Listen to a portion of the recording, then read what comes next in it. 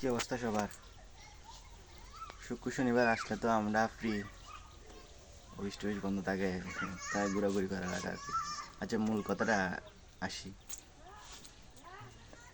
ভিডিওটা সম্পূর্ণ দেখলে বুঝতে পারবেন কথাগুলো আসলে কি কারণে বলা হয়েছিল এবং কোন উদ্দেশ্য বলা হয়েছিল।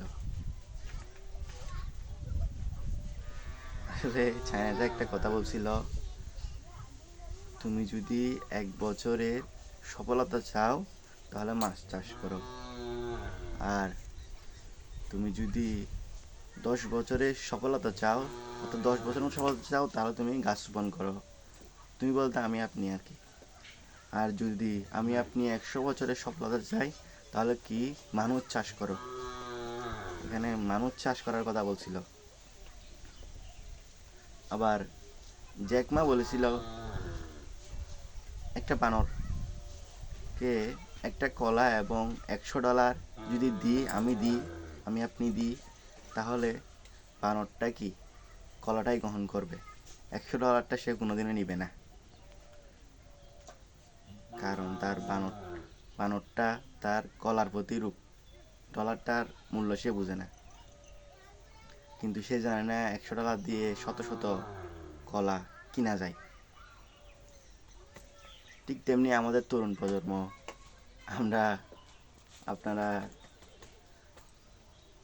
আমরা চাকরির নির্দিষ্ট কোনো বেতনের মধ্যে সীমাবদ্ধ থাকতে চাই। যেমন আমি তো আছি। আজকে শনিবার যেহেতু আমাদের তো বন্ধ, সেজন্য বসে থাকা আর কি। কিন্তু আমরা তরুণ প্রজন্মরা কী করি, নির্দিষ্ট একটা বেতনের মধ্যে সীমাবদ্ধ থাকতে চাই, ব্যবসা করতে আগ্রহী না।